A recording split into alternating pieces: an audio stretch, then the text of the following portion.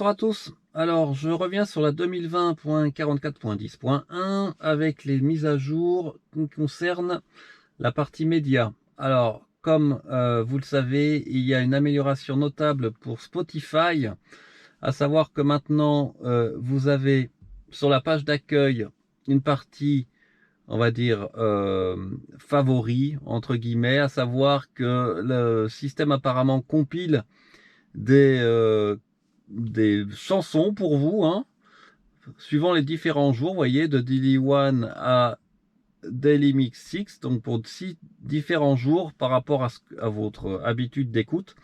D'ailleurs, quand vous rajoutez dans les favoris, maintenant, c'est plus un plus, mais c'est un cœur. Et vous avez donc dans vos playlists, celles que vous préférez, donc vous retrouvez ici vos chansons préférées.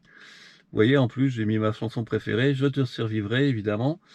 Et dans la page d'accueil, en fait, maintenant, vous avez une catégorisation avec les podcasts qui, si je me souviens bien, n'apparaissaient pas avant. Les recommandations, les playlists populaires, ambiance, sortie et les top recommandations pour vous. Gilbert Montagnier, donc ça, j'avoue que c'est pas mal. Les meilleurs de chaque décennie, moi, que j'écoutais souvent. Donc maintenant, c'est ici. Vous voyez, le formatage est vraiment différent par rapport à la version précédente. Je trouve ça plus sympathique puisque c'est une liste maintenant qu'on fait défiler. On n'est pas obligé de cliquer dessus pour avoir toutes les décennies, par exemple. Il suffit de descendre. Et ce qui est intéressant, donc vous retrouvez le menu artiste, hein, bien sûr. Vous retrouvez les albums. Évidemment, vous avez les podcasts. Et maintenant, ce qui est intéressant, c'est que dans le menu rechercher, par exemple, si je recherche, on va dire ORLM, on va voir si ça marche. On refait le Mac.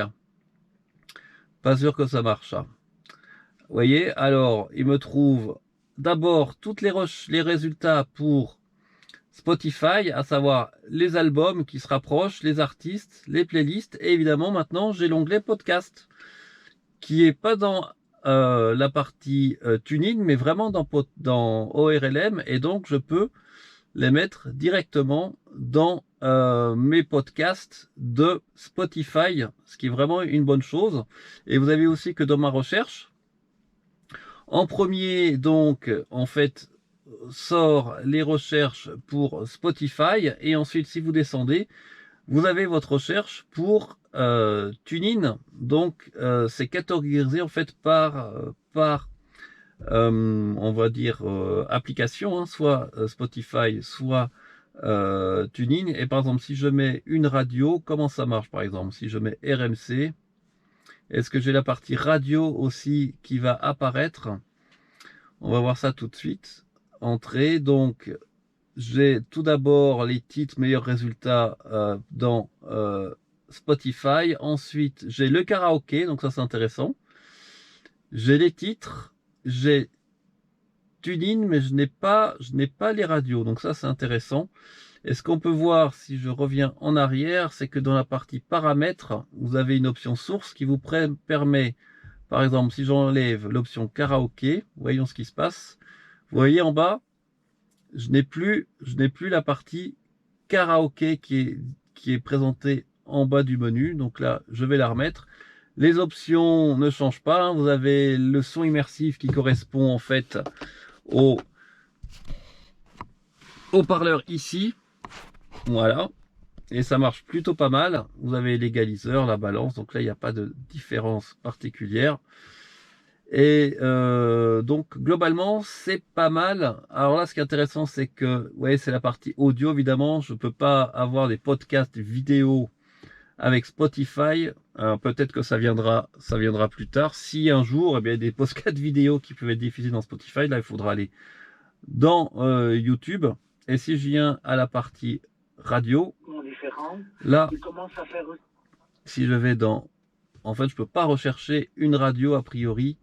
Stations, là, c'est les stations qui sont toutes a priori disponibles dans ma région puisqu'elles sont détectées par le système. Et si je mets Europe 1, on va essayer de mettre Europe 1, hop, entrée.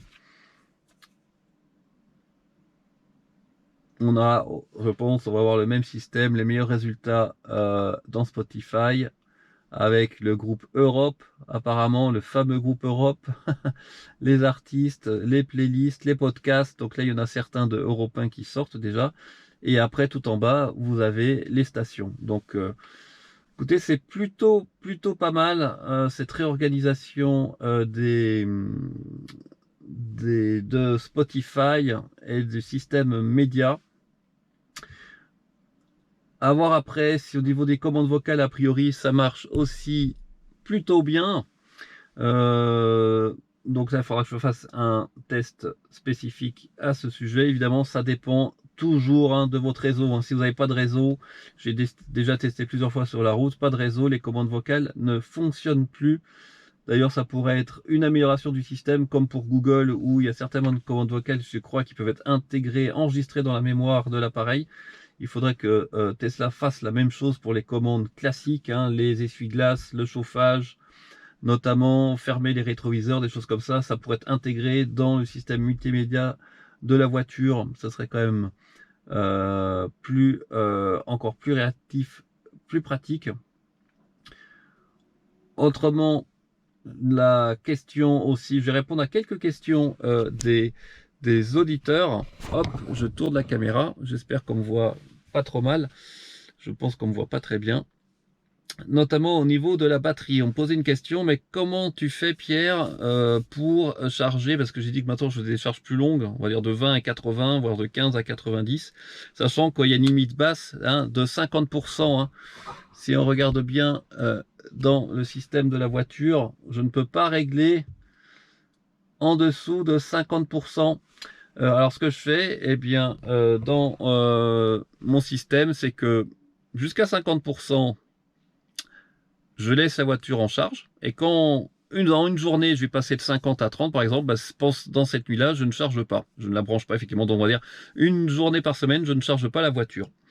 Et dans ce cas-là, à 30%, là, je la recharge et je la refais recharger jusqu'à 80-90. Donc, on va voir. Je ne promets rien. On va voir si ça se marche en termes de recalibration de batterie. En théorie, il faudrait que j'aille jusqu'à 100%.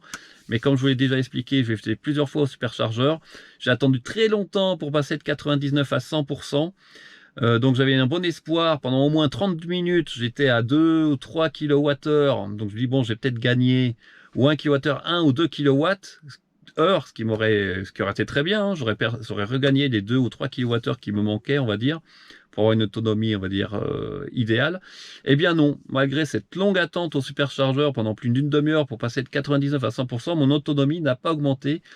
Et la capacité, la full capacité de la batterie dans Scan My Tesla n'a pas augmenté non plus. Donc écoutez, on va voir. En tout cas, elle se stabilise, c'est déjà plutôt une bonne chose. Je pense qu'aussi, pourquoi lorsque c'est l'hiver, l'autonomie de la batterie a tendance à descendre, probablement parce qu'elle se base aussi sur la moyenne de la consommation que vous avez ici. Quand vous avez votre moyenne de consommation. Vous voyez là, sur 50 derniers kilomètres, je suis à 148. C'est vrai qu'en hiver, ça va tendance à augmenter et l'autonomie moyenne, on va dire, diminue. Donc j'ai l'impression que la voiture se base un peu aussi sur ça pour faire l'autonomie, calculer l'autonomie. Bon. C'est un peu bizarre à mon sens, je préférais qu'elle se base simplement sur la capacité de la batterie divisée par la moyenne définie par la voiture, environ 155 Wh au kilomètre environ sur ma Model 3. Et puis comme ça, ce serait une base fixe, quelle que soit la période de l'année. Voilà, écoutez, j'espère que cette petite vidéo vous a plu. J'ai les enfants qui s'amusent à côté, je ne sais pas si vous les voyez. Tout le monde s'amuse dans le garage ce soir. Je vous souhaite une très bonne soirée et on se dit très bientôt sur Tesla Alsace.